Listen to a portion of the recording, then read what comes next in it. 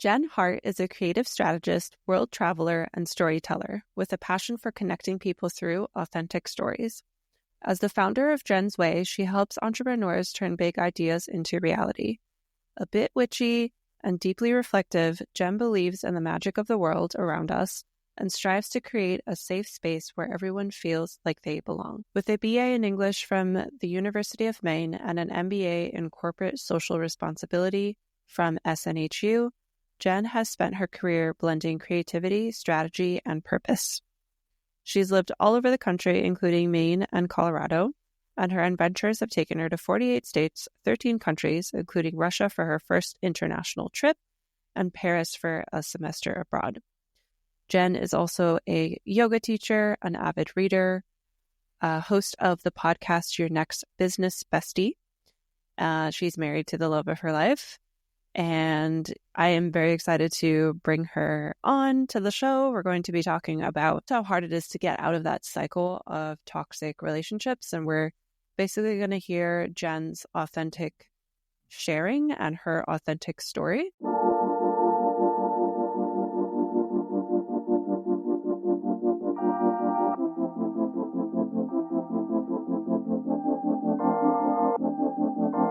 Welcome to Openly Spoken, the podcast to help you show up, speak out, and be seen in healthy relationships. On this show, we talk about self-love, sexuality, relationship tips, including ending the cycle of toxic relationships, and healing and thriving after heartbreak. Hi, I'm your host, Celia, and I am a certified sex, love, and relationship coach, helping ambitious women with a history of toxic relationships feel deeply connected in healthy love. These are such important topics that every woman deserves, so if you could leave this show a rating and a review on Apple Podcasts or Spotify to help more women find this, it would mean the absolute world to me.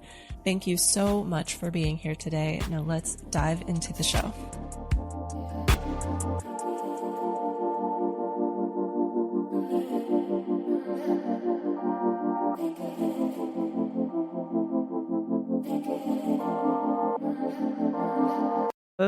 Thank you, Jenn, for joining me. Yeah, thank you for having me. I'm really excited. Yes, I'm excited too, especially since we're going to be talking about ending that cycle of toxic relationships and how hard that cycle is to break. Yeah, it's such a topic that's near and dear to my heart. Yeah, I feel like it was the definition of my life for a while. And it's amazing once you break that cycle. It's all these things, people saying you deserve better or you shouldn't be treated that way. But until you break out of it on your own and see what a difference a healthy relationship, and maybe that's just a healthy relationship with yourself. It doesn't necessarily mean a new romantic partner, but it's literally like a veil opening over your entire life. Yes. You start to experience things that make you go, wait, what? This is a thing? People like this exist, or moments like this exist, or this is possible? Like, it's like we don't even know to want certain things because we don't even realize that thing was even possible. Yeah. Or even like day to day is something I have to pause once in a while. Like my husband now, he'll be cooking dinner or cleaning or whatever, but I've had a long day or I'm not feeling great. And I still struggle with sitting on the couch and relaxing while he's doing something, quote unquote, what we see as productive, though both are productive. I struggle with and he'll have to tell me like, no, just go sit. And it still takes me a second. Like, that's okay. Like, we don't both need to be doing all that. Like we sat on our couch and read for like 5 hours yesterday, and it was amazing. Yeah. That sounds nice. Yeah. It was Do lovely. the cats cuddle when you guys are reading? Hagrid does, especially. He's right here next Hagrid, to me. oh, I love that name. Yeah. He's gotten very cuddly in the last few months. My soul cat, I think I've told you, passed away in 2023.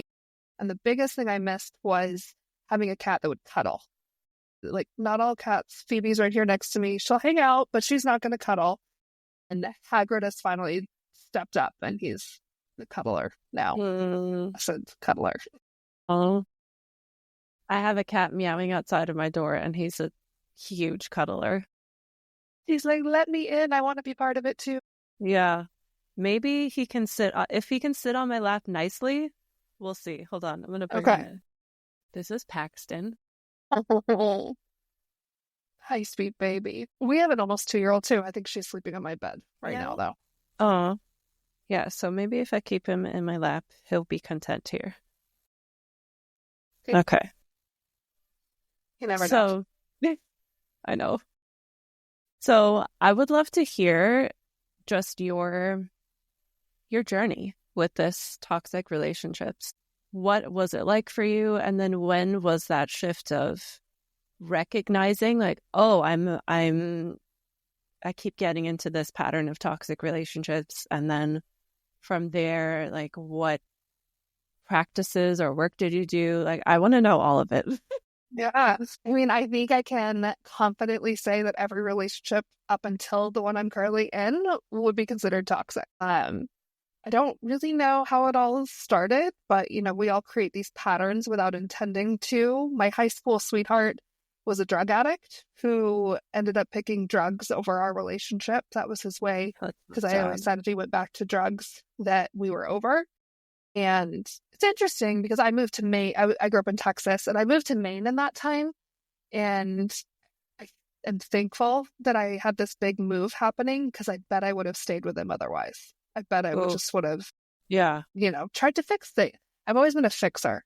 I've always seen the best in people, even when they absolutely refuse to see it in themselves. And I have a hard time remembering that if they don't want to do the work, I can't do it for them.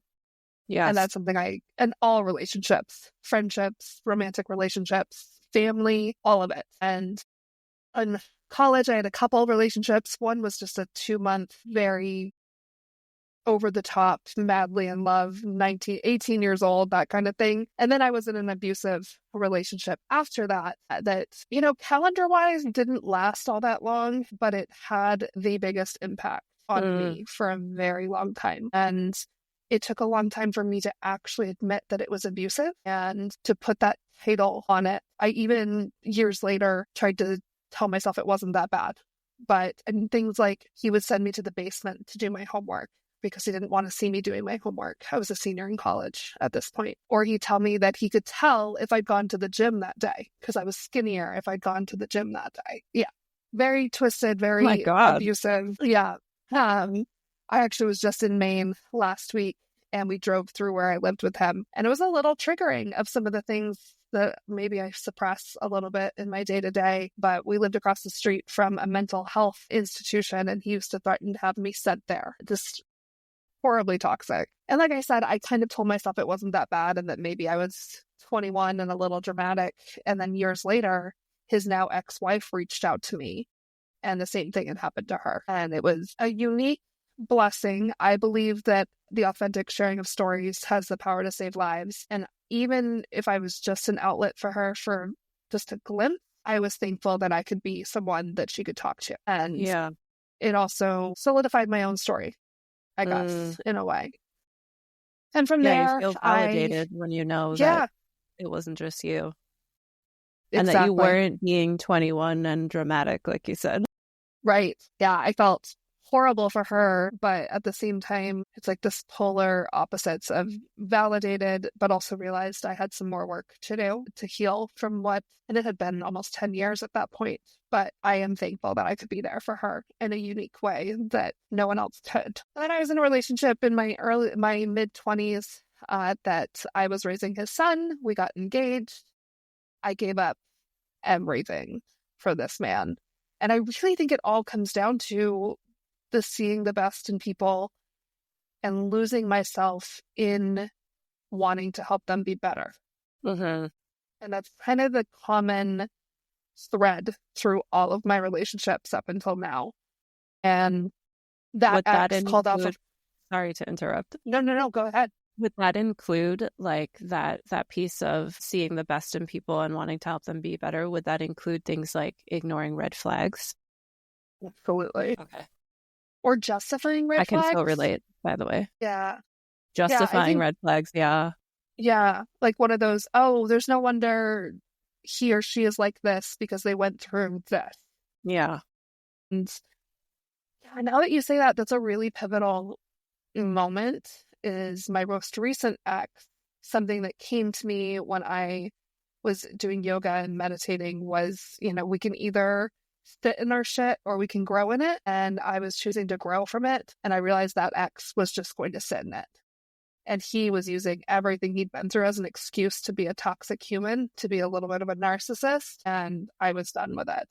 Mm-hmm. And that doesn't mean I still see the best in people. I still want to help people achieve whatever level they want to achieve, but let them be the guiding force instead of me being the one to push it and staying in spaces that I shouldn't be in. Yes. Yeah. That's a So big the relationship, difference. right? Yeah. Them guiding it instead of me. So my late 20s, I was engaged. Like I said, I was raising his son. I gave up my everything for this man. We started a business together, a construction business, and it plummeted me into almost $80,000 in credit card debt, which I'm still digging out of. I have $15,000 left to pay off. It's been 6 years. But basically one day we were driving in his truck and he said he didn't want to get married. And then it was a very toxic cycle for about 6 months. We were together. We weren't together. He wanted to elope. We didn't want to elope. And that's when I slipped into my darkest depression. That's when I developed anxiety, which I would do anything to not have the anxiety that that created in my life. That's how I ended up in Colorado, too. And I'm very much like a silver lining, seeing the best in situations, even if it sucks while you're in it. And the best thing that could have happened to me was ending up in Colorado, which is where I am now, because I changed my whole life moving here. That's when I started my business because we broke up and I didn't know what else to do. So I started off as a virtual assistant. I'm now a creative strategist helping small business owners make their big ideas a reality. But I still ended up in a toxic relationship when I moved here for the first 4 years. And he wasn't a bad person. He's the one, though, that had been through a lot and decided just to use it as an excuse. And I, in my soul, knew that he wanted to love who I was, but he really loved who he thought I should be. And I was never going to be who he thought I should be. And it's things like my business is important to me. If any of your listeners follow astrology, I have a lot of Capricorn in my chart. I'm very driven. I'm goal-oriented. And if I told him I had a new client, it was, so you're going to have less time for me. It was about, everything was twisted to be about him. And I knew better. That was the hardest thing is, at this point, I'm 30 years old and I knew better. And my friends knew I knew better. And everyone just kind of wondered why I was continuing to put up with it. And I remember people used to ask me, how are you and him doing? And I would say, it's fine. It's whatever. It's on autopilot. Everything else in my life is great. Stuff with him is fine. Yeah. And fine wasn't enough, finally. And my husband and my story is crazy. We get a lot of shocked looks. So January of 2023, so 2 years ago, he and I reconnected. He was supposed to be the best man in my first wedding. He grew up with my fiance. And when I just say that part, people think like he stole me at the altar. But it was, 5 years later. So we reconnected. And I just remember thinking this man who barely knew me was so excited to hear about every dream I had, everything I wanted for my business. I was hosting my first women's retreat. He's blue collar, so I bring up tarot cards and oracle cards, and my ex would have just ignored it. But I remember RJ asked me to pull cards for him. And it was like this moment of, somebody can actually want to be interested in what just because I'm interested in it, he wants to hear about it. And that was a big struggle with my ex too, is he'd never ask about anything going on in my life. And he'd always say, that doesn't mean I don't care. And that doesn't work for me. Like I'm an knowledge seeker, a question asker. Like it's not hard to show interest in what's going on in other people's lives. But my husband really just showed me that it was okay to be me. I mean, I never planned on dating him. I actually thought that it was that he and my ex were like setting me up and making a joke of me by him reaching out. Like I did not, we were just talking about this last night, actually. I did not believe him at all. But long story short, we started dating February of 23, very shortly after I broke up with my ex. We got engaged in May. And we had our wedding that October. And he moved from Maine to here that May as well with our daughter, who I'm in the process of adopting. But I just kind of decided that enough was enough. And I feel like the universe showed me like, okay, we've sent you enough signs that my ex wasn't for me. Here's this man who sees you and appreciates you. And I remember looking at Pikes Peak one day and thinking, I didn't move to Colorado to settle for less. And that's what I was doing in my relationship. I am celebrating you that you are in a relationship where someone is showing that interest and sees you for who you are. And I'm curious if that was triggering at first and what you did about that. Because that's very common. I think I still have moments that I don't believe that. I mean, even like the sitting on the couch, I think there's a subconscious level that thinks that later on we're going to get in a fight because I chose to sit on the couch. Yeah. And it's really uncomfortable when you get used to being in toxic relationships to be in one that's not anymore. Yes, I agree. Your entire, like, you've become so used to toxicity that it's become like this balancing point. And now you're off balance which seems so backwards, but you're off balance because someone isn't toxic. Yeah, I think it's like your nervous system is so used to the threats and responding to the threats that when the threats aren't there, you're like, I know there's something. I know there's a lion somewhere.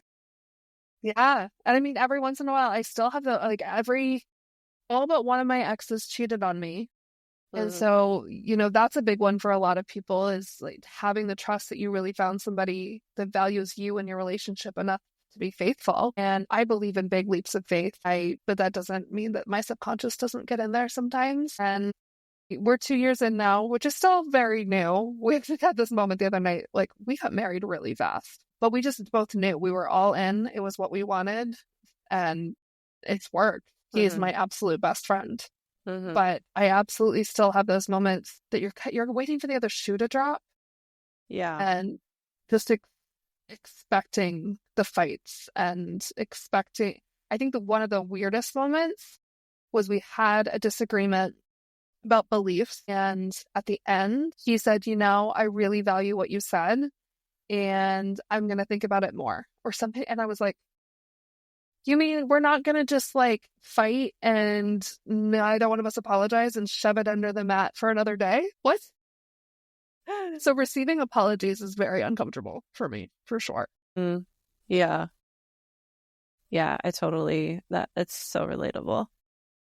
For me with fights, I go into like, it's done. Like he's going to leave. For me, my biggest thing is like this abandonment wound that I'm very aware of, and it gets triggered in fights. I'm like, oh crap, he's done. He's gonna divorce me. Yeah. It's amazing the old stuff that comes up, no matter what. Or like the ex from college that used to tell me I was crazy. And my husband will tell me I'm crazy all the time, but not in a serious way. But I expect it sometimes, and sometimes we are irrational human beings in moments. And he doesn't hold it against me. Communication. I mean, it's really the basics. Communication is everything. I know that I can tell him. He knows all of my deepest, darkest secrets. He knows everything about me. And when I talk to my friends that are still figuring out the relationship part of their lives, that's the biggest thing is someone who you can tell everything to, and they're still going to be there the next day. Yes, for sure. Which can be so scary when you're used to that toxic relationship cycle because it can be really hard to open up in the first place. But when you do open up and it doesn't cause a blowout fight and the person's like, okay, I get that. I get why you did that. It's so healing. And I think that really speaks to how, in between these relationships when we are single and we're working on our own healing, it's great and it's wonderful and we need to do that. However, I think the healing also continues within a relationship in moments like that. Absolutely. And healing is a journey we're all on forever. I had somebody on my podcast that talked about like the word healed and how even if something feels healed, oftentimes it will creep back up in a different way, in an unexpected way. And it's just that commitment to keep moving forward if this is the person that you want to be with. And I, especially in the beginning, recognizing that they're not your ex. They're not. And that can be hard, especially like for me, where every relationship I'd been with was primarily with narcissistic, toxic humans, to believe that it really could be different this time and have it be that way.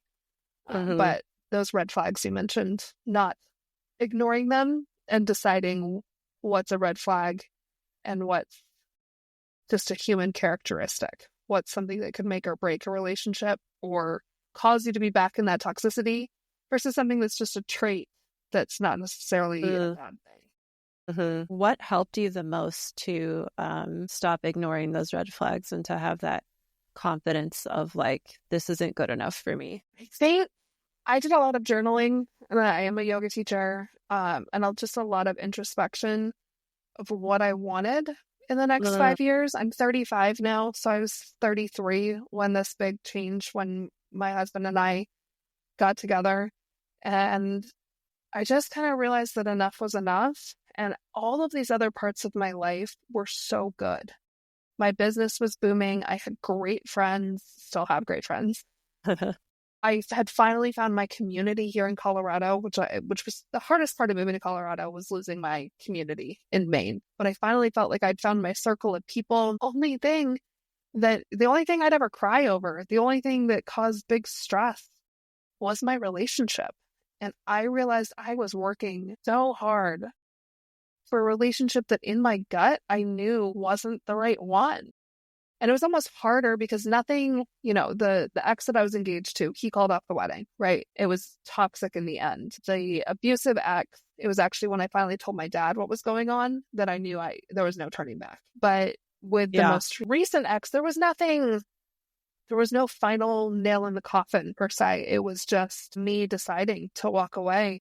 And that, in a lot of ways, was harder because I know I hurt him by leaving. And that he was, like I said, he wasn't a bad person. He just wasn't my person. And I was done. If I was going to have somebody be in that role in my life, then I wanted it to be somebody that I could be me and that was going to fully show up. Being an entrepreneur is hard. And having a partner that supports you as an entrepreneur makes a world of difference. Yeah.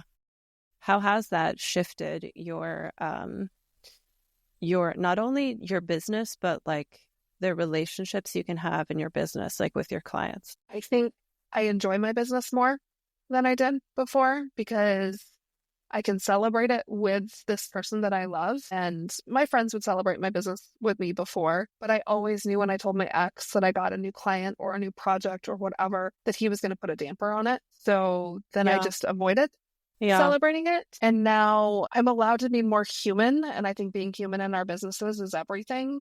Yes. And I prioritize finding clients that also appreciate me and see me as a human being and not a business. And that's what I tell my clients to do too, because the best example I have is when my soul cat was passing away in March of 23, I had a client that I was supposed to have a meeting with, and I asked her if we could push the meeting because I needed to go get Jack from the emergency vet. And she sent me back a text and it just said no. And at first I was like, oh, she's mad. And then a minute later, she's like, Jen, you need to go take care of yourself. I know how much this cat means to you. We can reschedule anytime. And I just had this moment that I was like, she sees me. She sees me as a human being. Yes. And I think by having a romantic partner who appreciates that my business is part of me makes me want more clients that see that I'm a human and not just a business. Yeah. And it helps me talk to business owners about it too, which is something I'm learning I really love to do, is more of the coaching space. That's kind of what I've starting to delve into a little bit this year. But we need to be able to be humans and not just businesses. Yes. And we need to totally we need to have a support system when being an entrepreneur sucks, because sometimes it sucks and sometimes it's really lonely. But knowing that even if my husband doesn't understand the thing that I do, which will watch me working and building websites or whatever, and does not understand what I do at all, but he supports it. And if I have to work on a weekend, it's more likely that I won't work because I don't want to than him criticizing me working versus my ex. If I pulled out my laptop after 7 o'clock, it was always an eye roll. It was always a big dramatic whatever. And I do think there's a difference. My husband and I have a family too. And he knows that my income is important to our family as well. But even before we were living together, he was my biggest fan as soon as we reconnected. And as cliche as it is, when it works, it works. When you find your person, it's just a more peaceful existence. I totally understand the cliche too, even what you described earlier about how you said when you know, because you got married quickly. Same thing happened with my husband. My favorite stories. Similar to your story, actually, because like we knew each other before, but we didn't start dating until way after. Oh. Yeah. Which brings up the question for me of what do you think there is to be said about when we grow and learn from this journey of toxic relationships, how we see the people in our lives, it shifts, because my husband, I knew him when I was a teenager, but I didn't want to be in a relationship with a guy that respected me. Like I wanted a mean boyfriend. Yep. Yeah. I wanted the guy that I could fix. I wanted, and my husband will be the first one to say that he's grown a lot because of our relationship and because of getting out of northern Maine, which is where he and my daughter lived. But we kind of joke about it, but ever since I left my ex and started dating my husband, I just keep setting the spaces and people that no longer align with who I am. And I think by making this choice in the most important relationship in my life, it caused me to pause and make sure that the other people and places that I'm spending time with align with this higher version of myself. And not everything I've left has been this big to do, but I have found myself prioritizing my peace over everything. And that's caused me to leave a lot of, I quit one of the yoga studios I worked at. And that wasn't because of the studio, really. It was because it took so much time out of my Thursday evening to drive all the way to the studio, find childcare, that it was more stressful than peaceful. And I think that that's kind of how I evaluate everything. Is this more peaceful or is it causing more turmoil?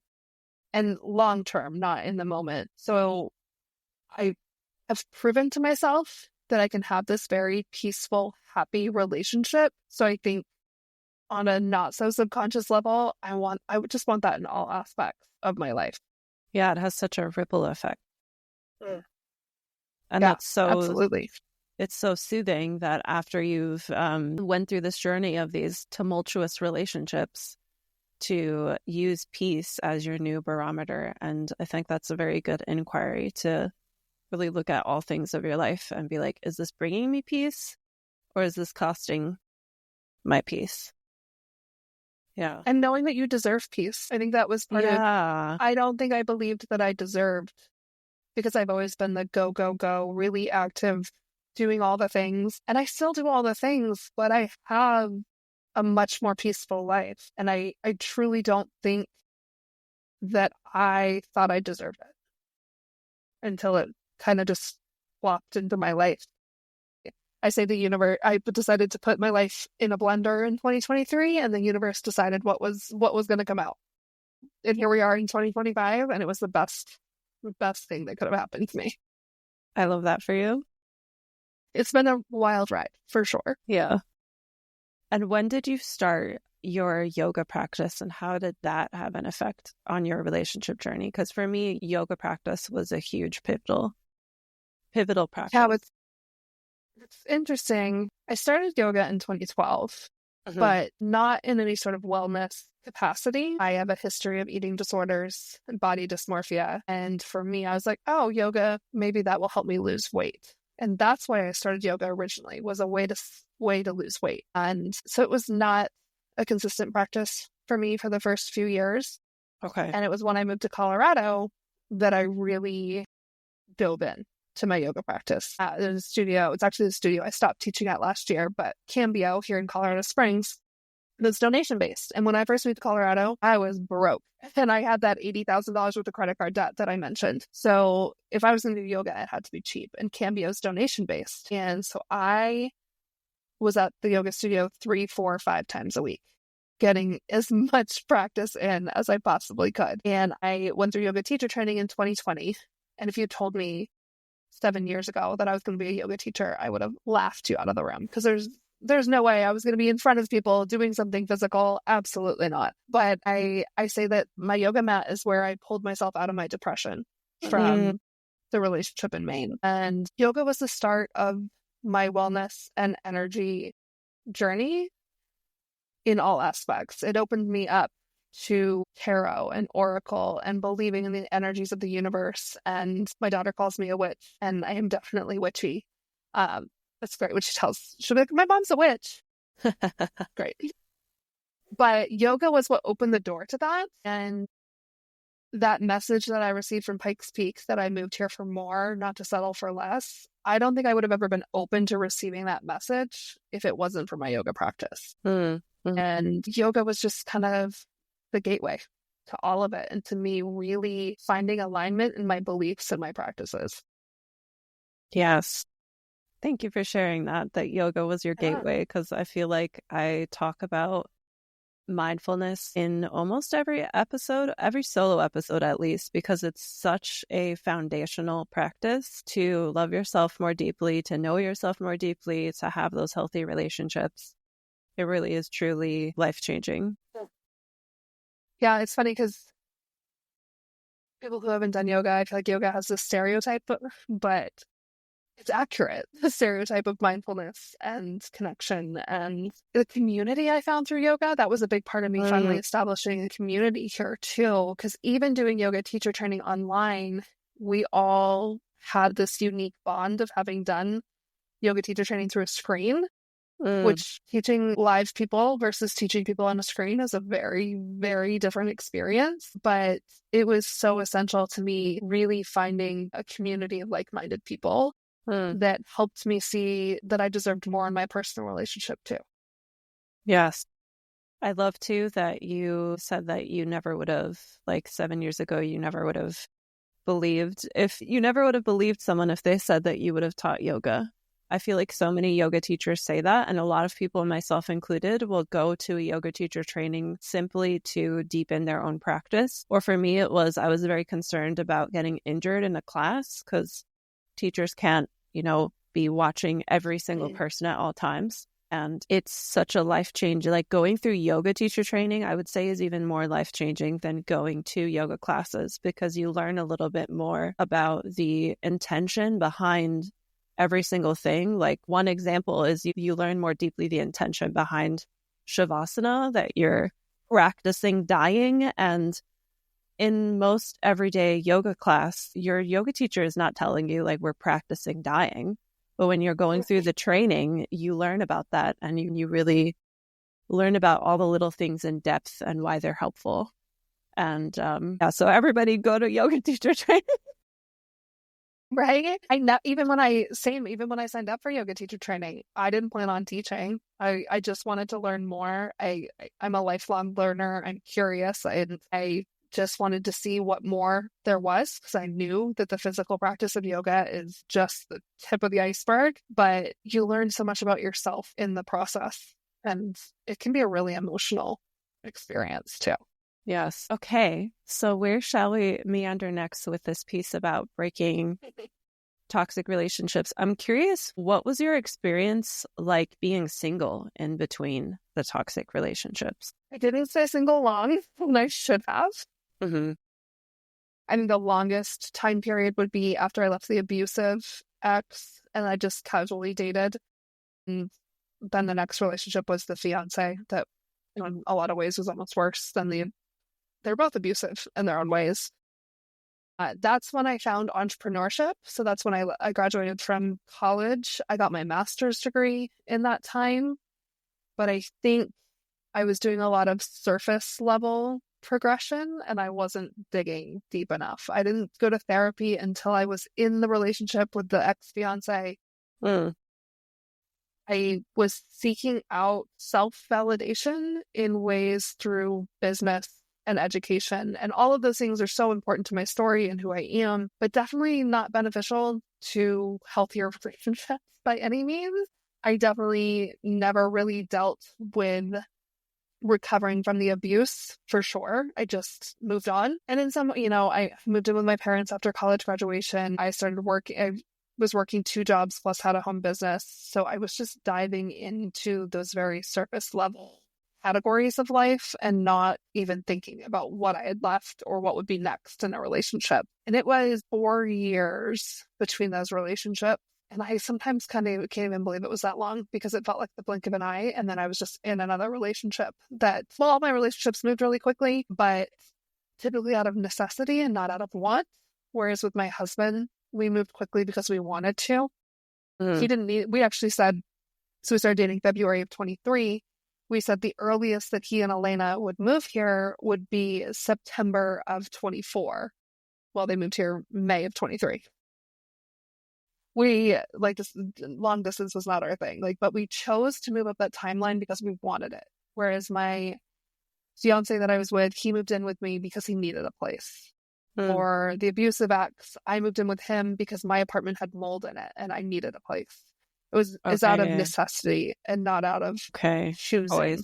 Yeah. Yeah. But, and then the time period between the ex-fiance and the relationship here was only a couple months. And sometimes I think I just fell into that next relationship because I was new to Colorado.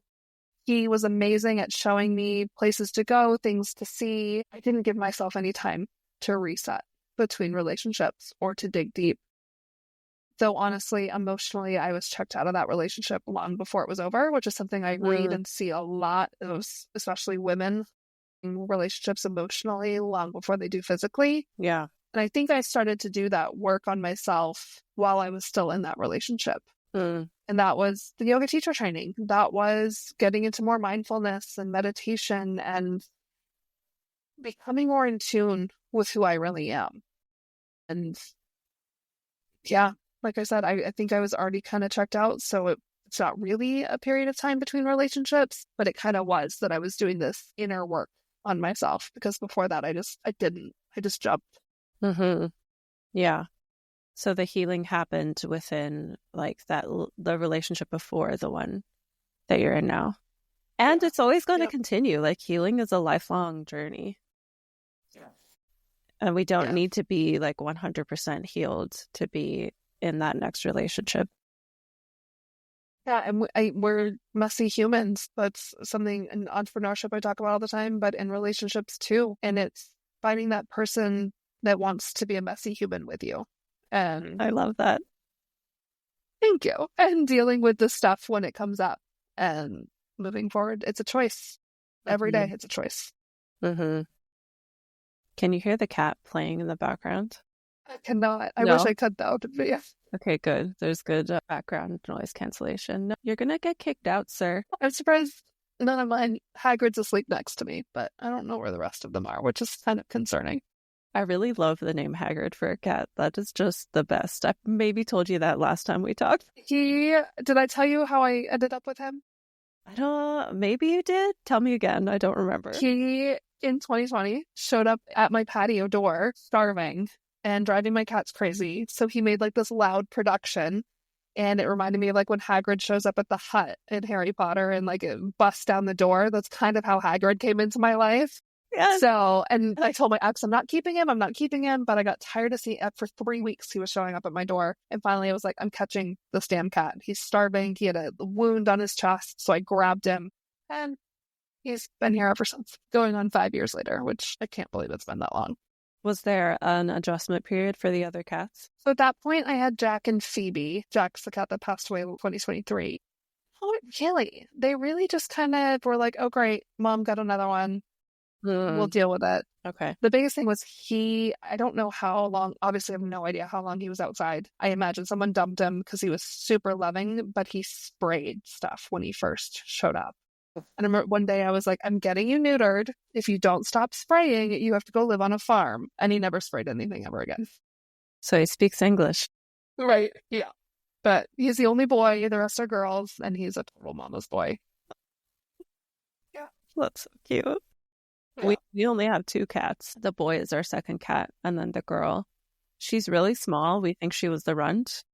We found her on the street, so we don't know what her litter was like, but I'm pretty sure she's a runt because she's teeny. I've never seen a cat, like an adult cat that's that small. And when we first brought the boy cat home, his name is Paxton. We adopted him. He thought that one of our phones was vibrating, that we were like getting a call, but it was Ruth, the girl cat, growling like deeply.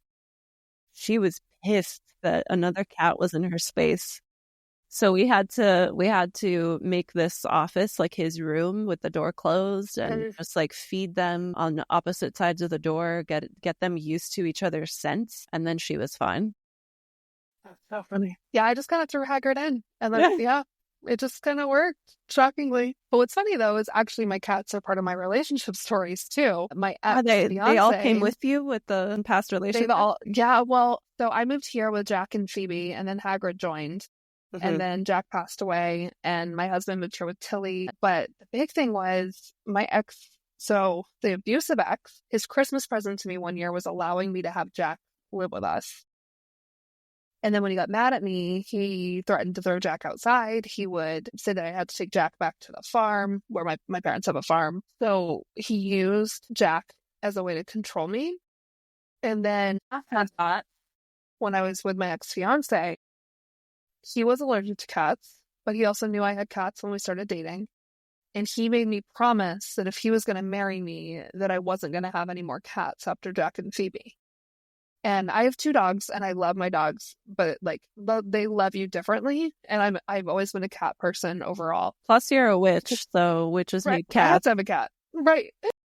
But I remember he made me promise that I would never have another cat, and I promised him that. And that was like a big piece of like letting go of a chunk of my heart, because we have always, my parents, and when I saw them last week, we actually started to count up how many cats we've had, and it's a lot. But I remember thinking, even in the moment, was I really willing to give up something so important to me? And then fast forward, and the ex out here was allergic to cats, and he gave me a hard time about keeping Hagrid, but he also knew, like, I think both of us knew it wasn't long term, but I always was given a hard time about the cats. But my husband now is allergic to cats. I have a trend going, but he loves them as much as I do. And he's the reason we have our newest cat, because I've always had a solid white cat in my life, and he went and got her. And it's just so, it seems like something so minor, but where my exes use the cats as almost a tool against me or to control me, my husband would never do that now. It's interesting that we talked about the cats, because and he's willing to deal with like an allergy too. Yeah, well, it's like they don't bother him as much as they used to. A lot of people with cat allergies say that the more they're around them, they get used to them. But he never complains about it. The white fluffy one, her dander seems to affect him the most, but he never complains about it. And I remember Jack, the first weekend I saw, so I went to Maine to see RJ and to help my brother move to Colorado, and Jack was diabetic. So I took him with me because I couldn't trust anyone to take care of him here. So I flew him to Maine with me. And Jack always hated everybody I dated. Boys. Animals know. And I got him at 4.5 weeks. The shelter thought he was 8 weeks. Turned out he was 4.5. So I had to feed him with an eyedropper. So he was my baby. He would sleep on the brim of my brother's baseball hat. He was so small. But I took him to Maine, and we were at RJ's house, and he was curled up in my lap. And then all of a sudden he stood up and he curled up on RJ's chest and fell asleep. And I have a photo. I'm so glad I'm a big picture taker, but that moment I was just kind of like, holy shit, like maybe this is meant to be. And I really felt like Jack was giving his approval. And he passed away 3 weeks after that. Wow. He's like, mommy's in good hands with him. Yeah. My eyes are tearing up. So brings tears to my eyes. Yeah, I really, truly think he knew that I finally had someone that was, I hate the phrase take care of me, but someone, there's Phoebe.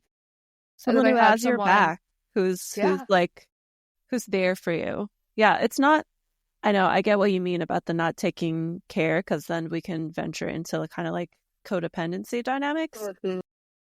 But it's like someone that is going to support you, accept you unconditionally, and help you grow. Yeah. Like you Exactly. mentioned that your husband said to you that he's grown a lot from the relationship. I'm sure you've grown a lot too. Oh, yeah. And that's I'm so always a good much sign. happier. Yeah. We're both just more whole human beings. And I come to that peace Yeah. out of it all. We live a peaceful life, a chaotic life, but a peaceful life overall. Mm-hmm. So time is slipping away. There are some questions that I ask people towards the end, but there's also one more question on this topic of toxic relationships I'd love to ask you. So lately, when I've been talking about toxic relationships, I've been talking about looking at what you brought to the relationship that contributed to the toxic dynamics. We talked about, dude, this cat is running around like crazy. We talked about already that one piece of like justifying red flags. And I'm curious if there's maybe like one or two more things that you can share that you realized you brought to the table, just so that people listening can maybe do an inquiry and realize that it takes two people to be in a toxic relationship. And I think it's so easy to, this is going to be a little long-winded because now I'm having something else come, like an example come to my mind. It's so easy to see our ex as like the problem. And a good example is I was watching on YouTube, you know that movie, The Breakup, with Vince Vaughn and Jennifer Aniston? They have it on YouTube like for free. And if you read the comments, one comment really stood out to me that was like, this is a great message for immature men or something like that. And I found it so interesting because as a relationship coach, when you watch the movie and, you know, as someone that's gone through learning from toxic relationships, when you watch the movie, yes, you see how Vince Vaughn's character is toxic, but you can also see how Jennifer Aniston's character is contributing to that and what she is doing. Like, you know, the expecting him to read her mind and not being direct with the communication. So, yeah, that is my long-winded question. Yeah, I think the biggest piece is I didn't take any time to heal, like we talked about, and a serious lack of communication. And it was, I think, mostly out of fear because I didn't want to be single, if I'm really being honest with myself. And I thought if I really communicated how I felt and what I wanted, that they would leave. And so I would suppress a lot of how I felt and not communicate because I was afraid of fighting. So relatable. Yeah. In the last relationship, when I communicated, it turned into a blowout fight that just kind of always got swept under the rug and never solved. So then I stopped communicating and I stopped relying on that relationship to be any sort of outlet for me. But I also just so desperately wanted someone so desperately to see me for who I was, that I think I also suppressed the things about me that make me me, because again, I didn't want to scare them off. Whereas with RJ, again, because I didn't expect to date him, it was what you see is what you get, and he knew everything. And I feel lucky that it turned into a relationship and a marriage. But with relationships, I always tampered myself down and I didn't show up as me 100%. There was always parts that I would hide or things I wouldn't talk about. But I think communication is a big one. I didn't want to ruffle their feathers. Lack of healing and not being authentically me. Mm-hmm. I've been there myself too. Thank you for sharing that. So one of the questions I ask every guest at the end is, what does self-love mean to you? Prioritizing peace. And it looks different all the time. Sometimes me prioritizing peace means that I need to work really hard and check a bunch of stuff off from my to-do list because that's going to give me peace at the end of the day. And sometimes that is reading on the couch with my husband for 5 hours on a Sunday afternoon and putting the to-do list away. But it's prioritizing whatever version of peace I need. I wouldn't even say that day. It's in that moment. What do I need that in the long term is going to help me continue to live a more peaceful life? I love that. And what makes you feel the most grounded? I think it's just the little moments with my husband and my daughter. and forcing myself to remember of what I have now. Because it's so easy to slip into where I've been and even those trauma responses of like, this could happen or this could happen. But cooking dinner as a family, sitting down together, watching, we're big hockey fans. I'm a huge Colorado Avalanche fan. My husband's a Boston Bruins fan. We watch a lot of hockey in this house. And seeing my daughter get excited about hockey, it's just being in that moment of like, this is what matters, is this family in this time and this space, and this is what we're working for every single day. I feel how grounding that feels. And then what is your favorite part about being a woman? Getting to be this fluidity between the masculine and the feminine energy. Getting to lean into what messages or signs is the universe showing me, but at the same time having the more masculine energy of the to-do lists and getting shit done and being a balance of both of those. And I think it's just a really unique, incredible experience. But on top of that, and this just came to me, this would be the first time I've ever said that, is being a mom and getting in the world we live in, getting to help my daughter understand the good and the bad and being a nurturing place for her, but also, providing the discipline and structure for her. I think it's just as important. But raising a daughter as a woman is an incredibly special experience that I never wanted kids. Side note, absolutely never, ever, ever wanted kids. And I feel like the universe was like, no, you want this. And getting to experience the world through her eyes as her mom is a very uniquely special experience. Yeah, it sounds like a complete perspective shift as well, like of the world, because you see that like every little girl starts out like this. They have some sort of relationship with mom, and that like sets her up for life. Yeah, very interesting. So for the people that have tuned in, let us know where we can connect with you and more about your work and all of that fun stuff. Yes, I'm a creative strategist and I'm also a yoga teacher, but I help entrepreneurs take their big ideas and turn them into reality. I like to say that my why is that dopamine hit that hits just before someone's big idea comes to life, their website being launched, their event, or rebranding, whatever it may be. So I help coach entrepreneurs through that process while also offering services like websites, social media, copywriting, and just general strategy. But if you want to connect about any of that, or also just as a human being, my social media is honestly mostly about me as a human and not me as a business owner. My Instagram is probably the best way to find me, and that's Life Jenn's Way. There's 2 N's on Jenn, or my website is Jenn's Way. Cool. And I will put all those links in the show notes. Thank you so much. This was great. It's been amazing. Thank you so much.